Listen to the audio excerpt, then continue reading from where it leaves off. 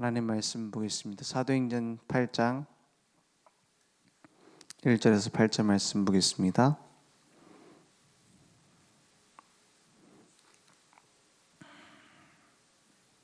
사도행전 8장 1절에서 8절입니다. 사울은 그가 죽임당함을 마땅히 여기더라. 그날에 예루살렘에 있는 교회에 큰 박해가 있어 사도 외에는 다 유대와 사마리아 모든 땅으로 흩어지니라. 경건한 사람들이 스데반을 장사하고 위하여 크게 울더라. 사울이 교회를 잔멸할새 각 집에 들어가 남녀를 끌어다가 옥에 넘기니라. 그 흩어진 사람들이 두루 다니며 복음의 말씀을 전할세. 빌립이 사마리아 성에 내려가 그리스도를 백성에게 전파하니 무리가 빌립의 말도 듣고 행하는 표적도 보고 한 마음으로 그가 하는 말을 따르더라.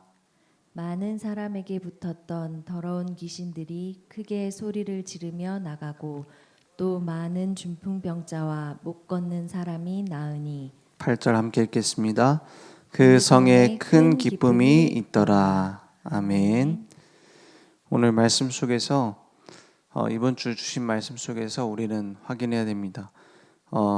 환란이 오니까는 문제가 오니까 그걸 견뎌내거나 참은 게 아니라 그 속에서 응답을 발견했어요.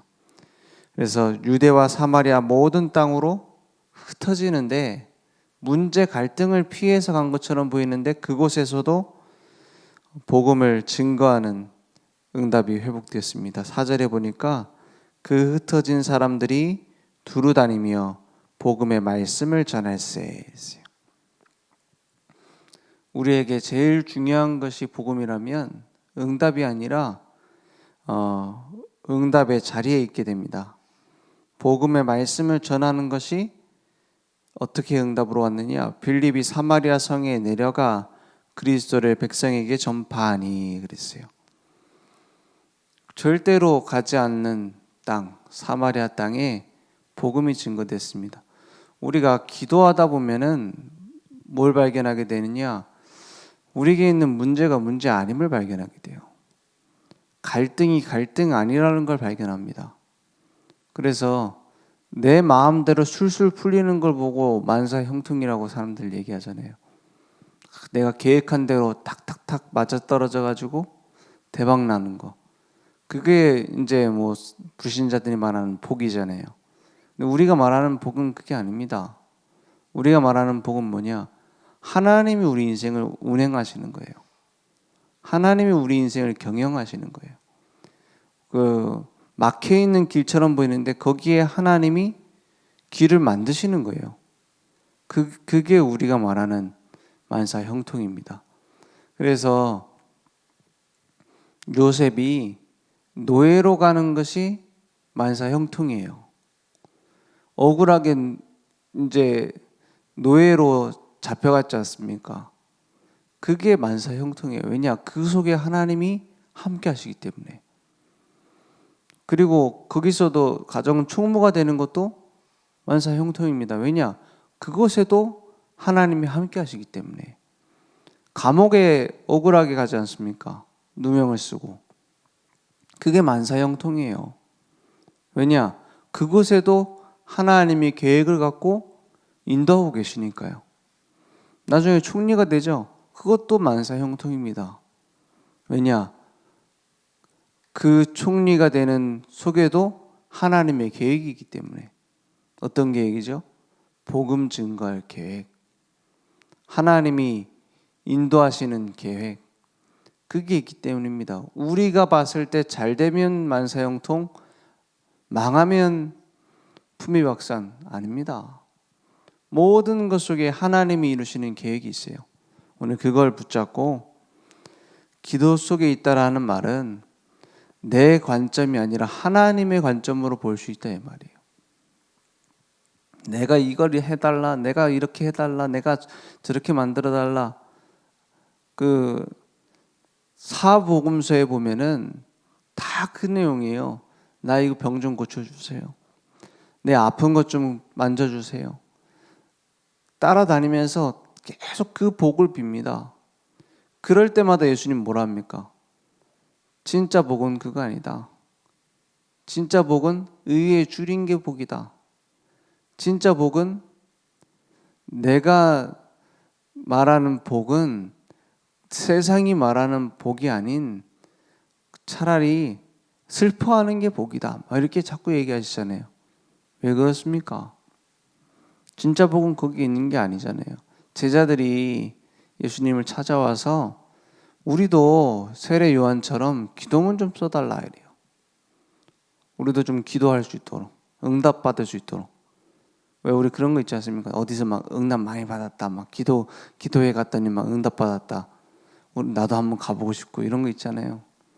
그런 의미로다가 예수님한테 기도문 좀 써달라 이런 거예요. 그러니까 너희들 기도문이 왜 필요한데? 기도문이 필요하다면 이렇게 기도해라 하고 가르쳐 주신 게 주기도문입니다. 그죠? 하늘에 계신 우리 아버지 이름이 거룩히 여김을 받아주시오며 뭐 달라 하지 말고 하나님의 이름을 위하여 하나님의 영광을 위해 기도해라. 너희들이 원하는 거 기도하지 말고 그의 나라와 그의 의를 구하라. 그리하면 그 모든 것을 더하여 주시리라 했어요. 그건 약간 기도하라는 유혹의 말씀이죠. 앞에 보면 뭐라고 되어 있죠? 그런 것들 이방인이 구하는 거다. 그 말은 하나님 자녀인 너희들이 구할 필요 없다. 하나님 자녀인 너희들이 원하는 그거 두고 집중할 필요 없다. 라고 지금 계속 얘기하시는 거예요. 그런데 못 깨닫고 계속 따라다니면서 복달라 하잖아요. 또 예수님은 또 주세요, 또 고쳐줘요. 그러면서 마지막에 뭐랍니까? 중요한 결정적 시간표에 오병이어 사건 이후에 제자들을 따로 불러서 얘기하잖아요. 너희들이 바리새인과 저 유대인들의 누룩을 조심해라. 그 말은 종교 막 몸부림치고 있는 거 그걸 조심해라. 그래놓고는 너희는 나를 누구라 하냐 물어보잖아요. 그때 주는 그리스도시요 살아계신 하나님의 아들이십니다. 다 고백해놓고 예수님 십자가에 박힐 때 다 도망갑니다. 왜냐? 늘 육신적인 복. 우리를 해방시켜줄 그리스도. 어디에서요? 뭐 죄, 사망, 지옥 이런 영적인 거 몰라요. 우리나라를 해방시켜줄, 로마에서 해방시켜줄 그런 그리스도. 그것만 따라가던 제자들. 예수님 십자가에 박힌다니까는 베드로가 막 항변하여 그런 일은 절대 일어날 수 없습니다. 막 그러잖아요. 왜냐? 베드로도 예수님 따라다니면서 육신적인 그리스도 바라봤어요. 그러니까 제자들끼리 뭐라 합니까?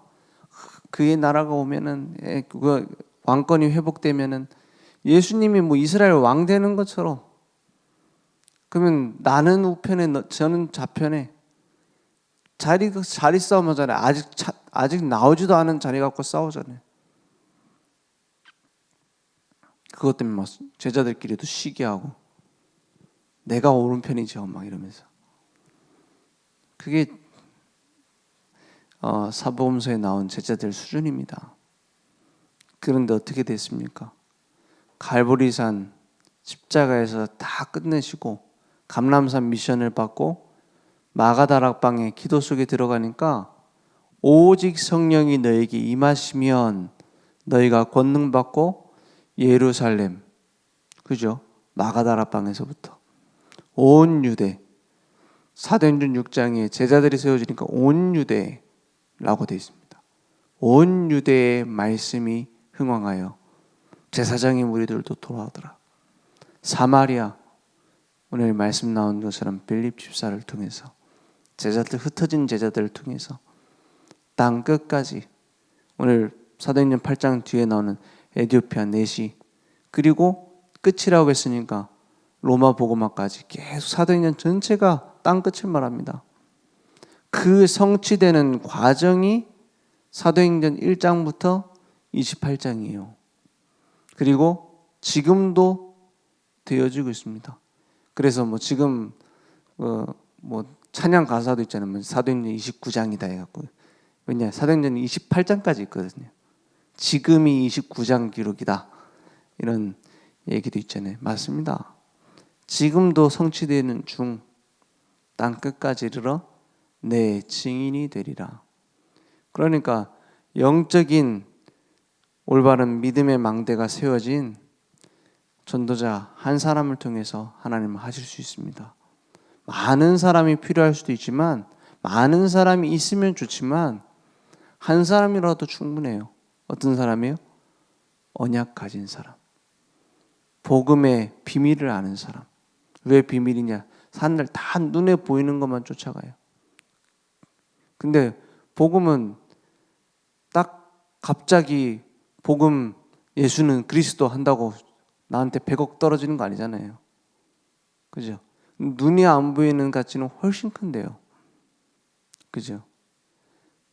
영원한 시간을 두고 봤을 때는 훨씬 가치 있는데 사람들은 몰라요. 그래서 뭐와 같다고 했냐?